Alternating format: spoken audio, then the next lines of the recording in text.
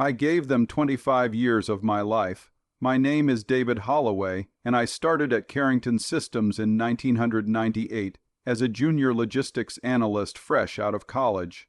I was the guy who stayed late, worked holidays, skipped vacations.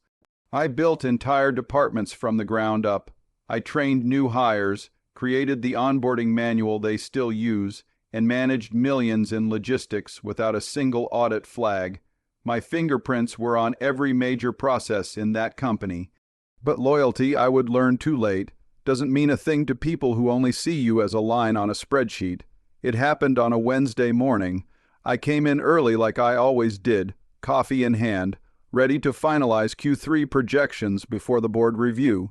My desk looked off, my chair had been moved, and my monitor was off.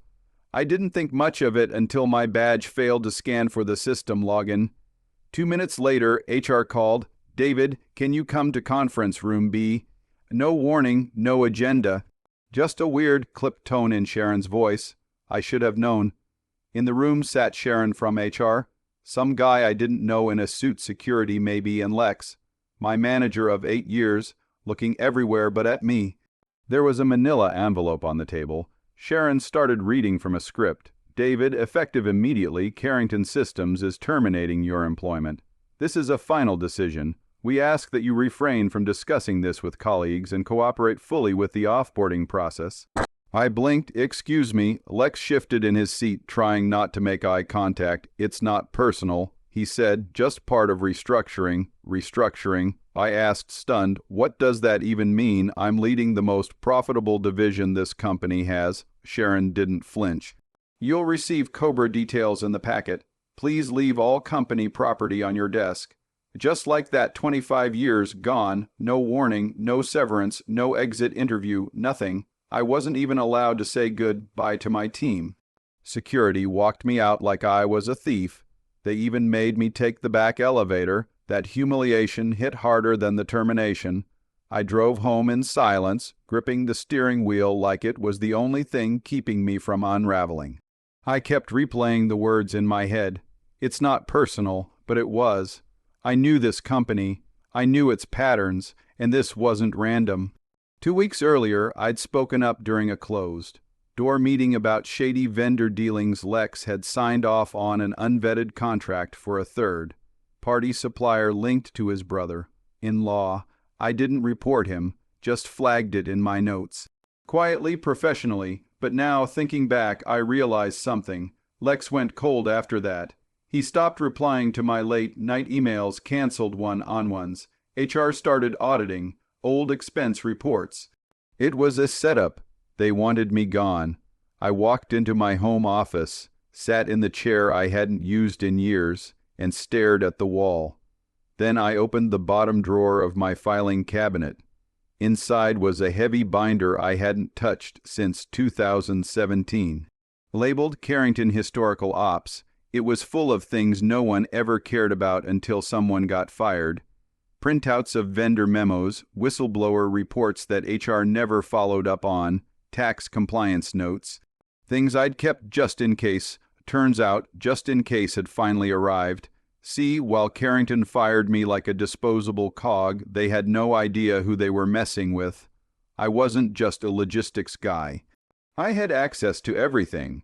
For years, I handled sensitive reporting, legal correspondences, operational workflows that no one else even understood. My name wasn't loud. I didn't brag.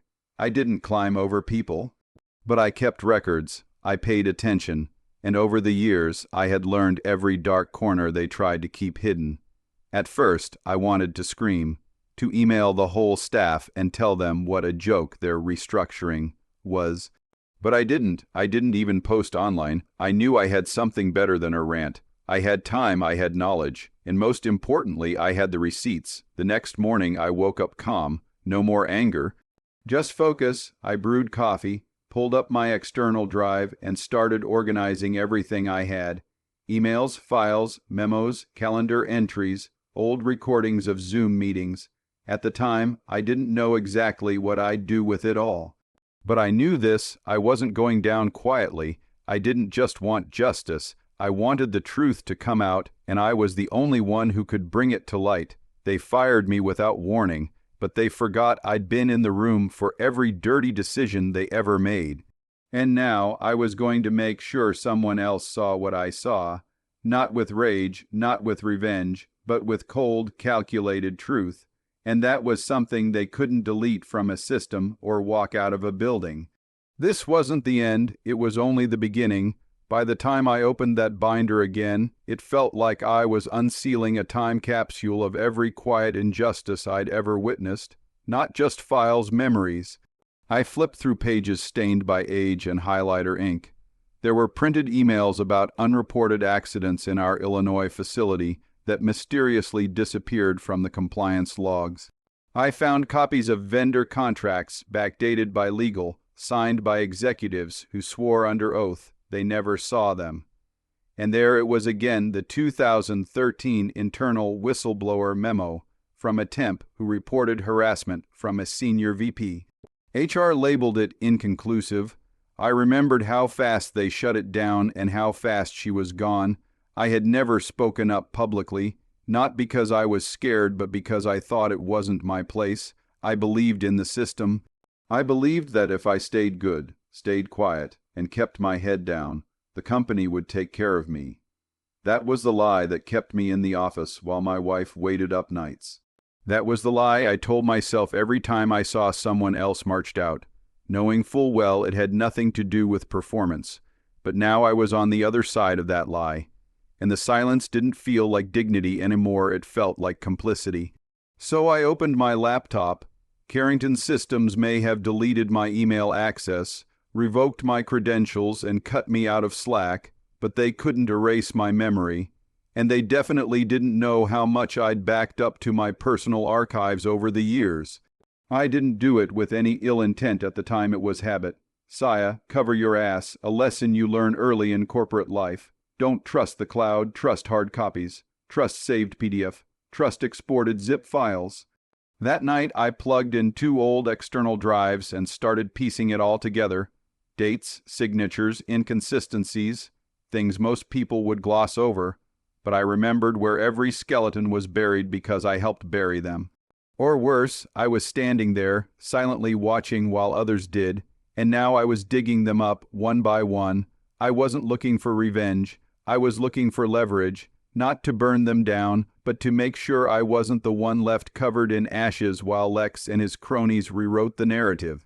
One folder in particular made my hands go still. Q4 vendor conflict internal only.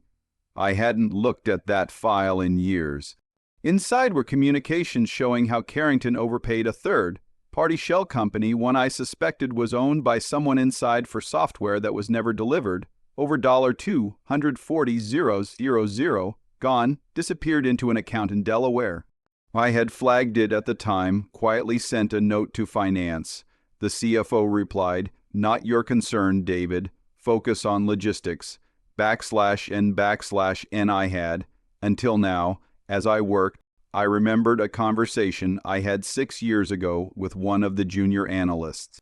He had asked, "David, why do you keep everything?" I laughed and said, "Because someday someone's going to forget the truth, and I want to remember it." Well, here we were. I began building a timeline. Not just one scandal, many. I tied together discrepancies in safety reports, contractor invoices, and legal settlements that never made it to shareholder disclosures. I wasn't doing it with any particular goal at first, just documenting what I knew. But the more I uncovered, the more I realized something. I had been sitting on a goldmine of truth, and it wasn't just about protecting myself anymore. It was about finally exposing the rot that had eaten away at everything I gave my life to. I remembered Carrie from HR, the only honest one in the department, who confided in me back in 2015 that she'd tried to push back against Lex approving hush payments. She was gone within 2 months. They told us she resigned for personal reasons, but I remembered the way she cried during her goodbye lunch and the way her ID badge disappeared like she never existed. They had done this before, many times. I was just the latest, but I had something they never expected, a memory like a vault, and the receipts to match. At this point, it wasn't just about defense, it was offense. I created 3 digital copies of everything and encrypted them. I made one USB drive, one cloud archive under an alias, and one physical binder, updated and restructured for clarity. I knew if I went forward there would be risk. But what did I have to lose? They'd already taken everything from me. My career, my reputation, my future. What they didn't realize was that by firing me, they'd also freed me. For the first time in decades, I didn't have to protect the company. I didn't owe them silence. I didn't owe them loyalty, and I definitely didn't owe them mercy. All I owed was the truth, and once the truth is out, it doesn't go back in the ground so easily. For years, I had been the quiet backbone of Carrington Systems. The guy who knew where everything lived in the cloud, in the file cabinets, in the gaps between what was legal and what was simply overlooked. I was never flashy. I never sought the spotlight, but the company's operations, their vendor chains, legal exposures, audit risks, I built the foundation under all of it. And while they thought they could delete me with one HR meeting, they forgot something critical. I never left things to chance. I didn't just save emails. I saved contracts, financial reports, meeting notes with timestamps. Sometimes I even saved the sticky notes Lex would leave on my desk when he didn't want a request documented in official channels. I'm talking about real receipts, the kind you don't notice until it's far too late. The day after I organized the evidence, I began referencing incidents I knew were sketchy. There was the off-books training seminar Lex billed as a client event, which I now knew was a weekend getaway in Aspen. The payroll anomaly where a contractor received 3 times the approved rate routed through a fake vendor shell. At the time, I chalked it up to finance errors, but now patterns emerged. Patterns that pointed straight to senior leadership. And because I'd handled back-end compliance workflows for over a decade, I also had access to the audit trails they thought were wiped. Most people don't realize how hard it is to truly delete data from a well-kept system. They think clicking delete or shredding a piece of paper is the end of it. It's not. Files leave metadata, logs leave footprints, and I'd quietly kept track of those footprints for years. It wasn't paranoia, it was instinct. You don't survive in corporate America for 25 years without learning how to protect yourself from the very people who sign your paychecks. I had documents signed by Lex that directly contradicted public statements made to investors. I had internal reports buried just before quarterly board meetings. I had expense logs showing repeated violations of our compliance code, approved and authorized by the same 3 executives who now sat on the company's ethics committee. I didn't scream. I didn't rant. I just built a timeline, one that showed how the rot started small a favor here, a silent nod there until it ballooned into something that could cripple the company from the inside out. Around day 4 of my deep dive, I created a full incident archive. I labeled it plainly, Carrington Skeletons, 25 years. It wasn't just a compilation of dirt, it was a map, a road through the corruption they thought I'd forgotten, showing exactly who did what, when they did it, and who helped them cover it up. With this kind of documentation, I didn't need revenge. I had leverage, and I knew exactly where to use it. I'd once helped a young woman named Erin secure a settlement after a wrongful termination. She was in compliance, just 2 years in. Fired when she asked too many questions about executive travel reimbursements. I remembered her crying in my office the day she packed up her things. She went on to become an investigative researcher for a mid-sized financial newspaper. I reached out anonymously, no grand reveal, just a simple email with 2 PDF, a contact number routed through a burner, and one line, "You missed something big. If you want more, ask the right questions." Within 24 hours, I had a reply, "This is explosive. We need to talk." I didn't respond. Not yet. I wasn't ready to go full scale. First, I needed to see who flinched, because if I knew Carrington and I did, the panic would show before the headlines did. The moment word got out that something was brewing, they'd start covering tracks, holding late night emergency meetings, and preparing to find a scapegoat. And I had to make sure that scapegoat wasn't me. So I sent a second message, this time not to the journalist, to Lex himself. It was short, just one screenshot. A signed contract from 2016 that implicated him in vendor fraud. With the subject line, "I remember everything." I didn't add a name. Didn't ask for anything. Just let it simmer. The next morning, my phone buzzed a private number. I ignored it. 10 minutes later, an email from Sharon in HR appeared in my inbox. Somehow she found my personal address. The message was desperate. "David, can we speak? We believe there's been a misunderstanding." Of course they did. I wasn't angry anymore. I was focused. I had the power now, and it wasn't just about getting even. It was about reminding them of the one thing they underestimated. I wasn't some aging workhorse they could shove out to pasture. I was the guy who'd built the barn, laid the cement, installed the locks, and kept the keys they thought didn't matter. And now, those keys were opening doors they'd prayed would stay shut forever.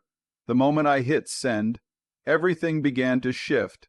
That one anonymous email with just enough evidence to raise suspicion was like pulling a single pin from a grenade. I didn't give them everything, just enough to make them sweat, enough to get the right people watching, and the person I sent it to, investigative journalist Erin McCulloch, the same woman Carrington tossed aside years ago when she started asking too many questions. Back then, she was just a compliance junior. Now she had a byline at one of the most respected financial outlets in the country. I didn't even use my name. I created a new email from a VPN, attached 2 documents, one vendor fraud timeline, one internal audit log, and included a line that said, "More where this came from. Look at Carrington's Q3 vendor spend, especially line 17. That's all." No threats, no long-winded backstory, just breadcrumbs, and she followed them. Within 3 days, the whispers started. Carrington's name popped up in a financial newsletter under the heading, "Anonymous tip suggests internal fraud at major logistics firm." It didn't mention my name. But it didn't have to. The article hinted at irregularities, shell vendors, and board level oversight failures, all pointing squarely at Carrington's leadership. It was subtle, careful, but the fuse had been lit. I watched everything unravel like clockwork. By the end of that week, legal was pulling all-nighters. Finance started scrubbing internal servers. Word leaked that the board had called an emergency closed. Door meeting on Sunday, something that never happened unless federal eyes were watching. And sure enough, the next Monday morning, an email leaked internally. Carrington Systems is now under preliminary review by the SEC. They never saw it coming, but I did. I knew exactly how they'd react because I'd been in those meetings before the panic, the blame shifting, the frantic effort to find someone to throw under the bus, and they tried, hard. I got a call on Wednesday from an unknown number. I didn't answer, but then I got a second call, then a voicemail. It was Lex, the same Lex who wouldn't even look at me when they fired me. His voice sounded like gravel and desperation. "David, look, we need to talk. There's a lot happening here, and I think it's in everyone's best interest if we clear the air. Call me back." I didn't. Instead, I sent Erin another packet. This one included internal memos from 2015, back when the company buried a racial discrimination case by paying off the victim's family. I had the settlement terms, the memo from the general counsel, and a digital trail showing Lex was directly involved in FAST, tracking the NDA. That was when everything went nuclear. Erin published the next piece under the headline, "Pattern of Misconduct. Carrington Systems linked to decade of quiet settlements and vendor shell scandals." The moment that hit the press, everything collapsed. The Department of Labor opened a parallel review. 3 top executives went on leave within 48 hours, including Lex. Sharon from HR, the one who had escorted me out, issued a public statement claiming no prior knowledge of any improprieties. But I had receipts that proved otherwise, emails where she approved final settlements, signed off on HR silencing complaints, and manipulated eggs. It interview reports to erase misconduct allegations. Suddenly, everyone wanted to talk to me. People I hadn't heard from in years were texting, emailing Ming, "David, did you hear? Are you okay? What do you know about this?" I stayed silent. I didn't want to be the face of the scandal. I didn't need the attention. I just wanted the truth to shine. But Erin reached out one more time, this time directly. with a real voice, not a burner message. "Whoever you are." She said, "You just blew open one of the biggest fraud stories I've seen in 5 years. If there's more, we need to bring it all out. Let's finish this." And that's when I knew it wasn't just about payback anymore. It was about justice. All I'd done was pull the first thread, but behind that thread was a curtain that hid years of corruption, cover-ups, and exploitation. It wasn't just me they betrayed. It was every employee who'd been pushed out, silenced, and discarded for standing up for what was right. It was every late night worker who got laid off while Lex took luxury retreats and corporate wellness bonuses. All it took was one anonymous move, but it only worked because I knew where every body was buried. I was the janitor of their secrets for 2 decades, and now I wasn't cleaning anymore, I was revealing. I wasn't the guy in the background anymore, I was the reckoning. 2 weeks after the first article dropped, the dominoes began falling faster than anyone at Carrington could have imagined. The company went into full-blown crisis mode, not just panicked memos or late night board meetings, but federal inquiries, shareholder unrest, and legal firms circling like vultures. That anonymous tip I'd dropped into Aaron's inbox had triggered something far bigger than I expected.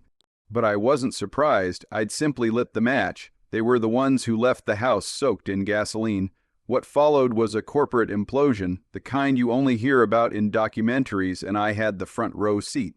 The Securities and Exchange Commission officially launched a formal investigation.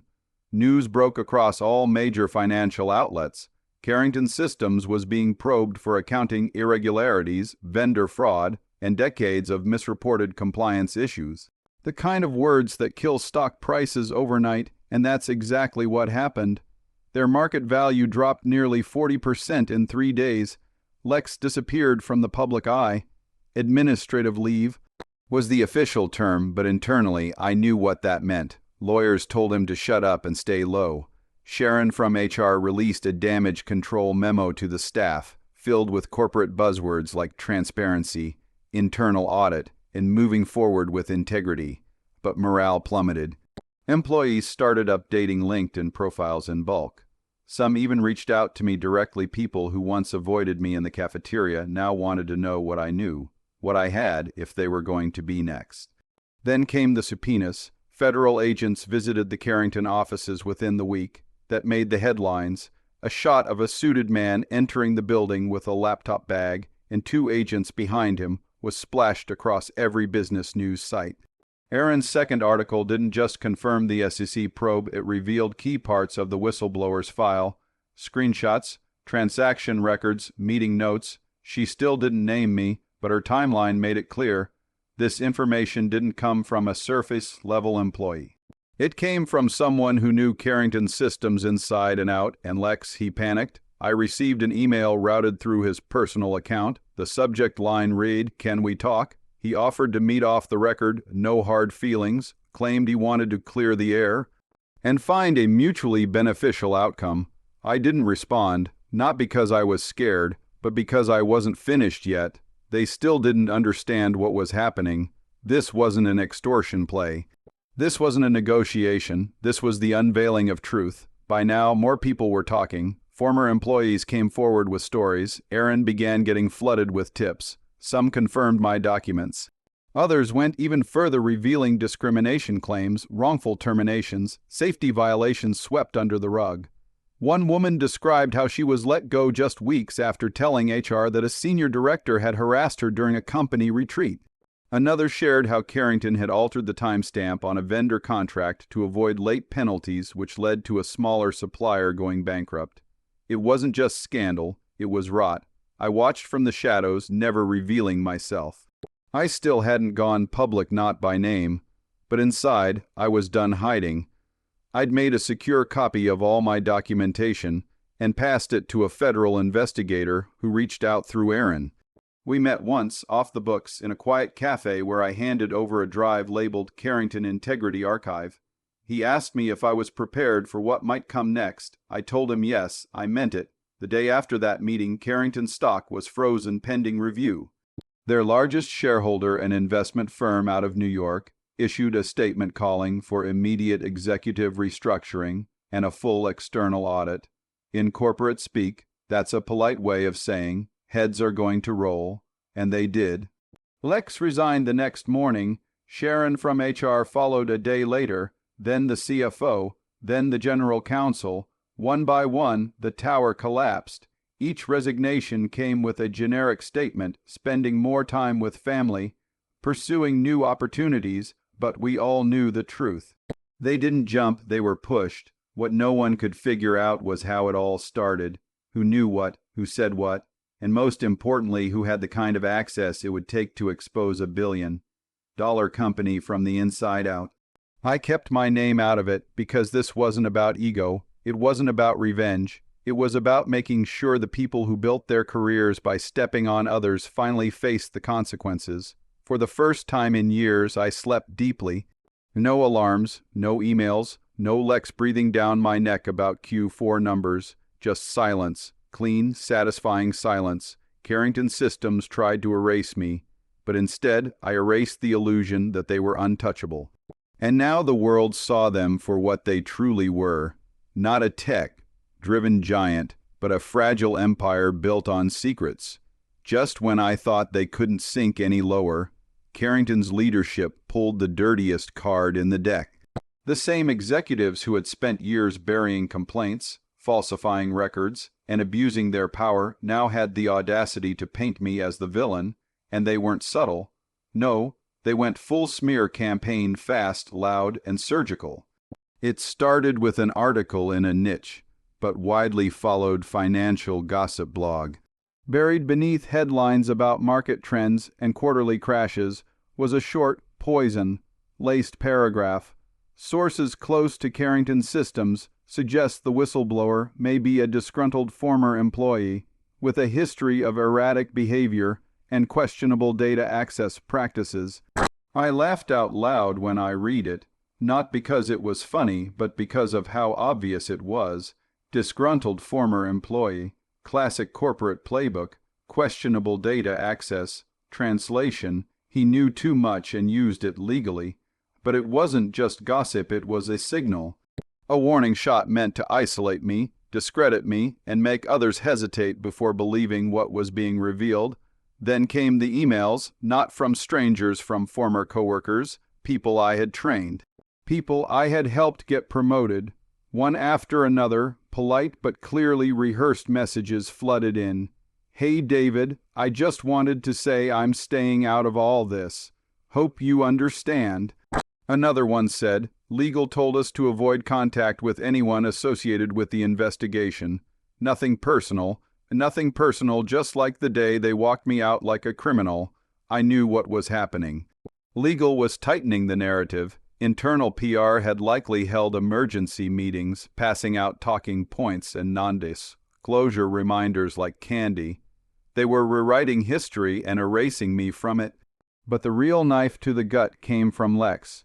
He resurfaced just long enough to do an off-the-record interview with a major business outlet.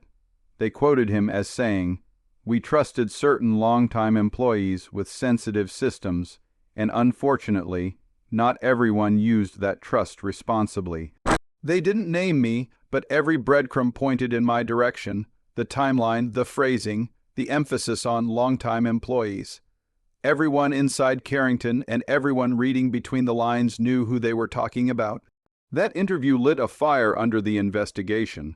The feds reached out again, this time more formally, asking me to verify some documents I had already submitted. They weren't suspicious of me, not yet. But Lex's subtle deflection had created just enough noise to raise procedural flags. I wasn't just the guy who knew everything now. I was the guy who might have fabricated something, at least according to Carrington. And that's when I realized I needed to go public, not loudly, not with a press conference, but with proof. I called Aaron. We met again, same quiet cafe, same careful routine. I laid out my next file, a timeline of my final 18 months at Carrington, backed by unaltered email headers, access logs, and voice memos. I even included the whistleblower complaint. I never filed the one I wrote after Lex signed that shady vendor contract and tried to bury it. This is everything, I told her. If they want to drag my name, they better be ready for all of it. She published her next piece under the headline, "Former Carrington Exec Breaks Silence with Receipts." This time, she used my name. And I was ready. The article wasn't dramatic. It was surgical, calm, factual, a timeline annotated with attachments, direct quotes from emails, screenshots showing when I flagged irregularities, a sworn affidavit I filed with the investigators stating under penalty of perjury that everything I shared was real and verifiable. There was no anger in the piece, just precision. The response was immediate. Carrington's legal department went dark, their official Twitter usually posting Employee of the Month, and bland updates stopped posting entirely. Then came the statement from the SEC, "We have no reason to believe the information submitted by the whistleblower is anything but authentic." That single sentence killed every attempt Carrington had made to paint me as the villain, but the best part, the silence that followed, Lex gone from the news cycle, his LinkedIn quietly changed from Chief Operations Officer to Consultant, Sharon from HR. It never surfaced again. I heard whispers she was under internal review herself for suppressing harassment reports. And me, I got a letter from the office of the whistleblower confirming that I was under protection. They couldn't say yet if a reward would be issued. That wasn't why I did it anyway, but they thanked me for the detail and depth of what I provided. "Your records were critical to establishing the timeline," they wrote. Without them, much of this may never have been uncovered. That email didn't make the news, but it meant everything to me, because they tried to blame me. They tried to smear the guy who gave them 25 years of loyalty, the man who stayed late, who cleaned up their messes, who never asked for more than a fair deal.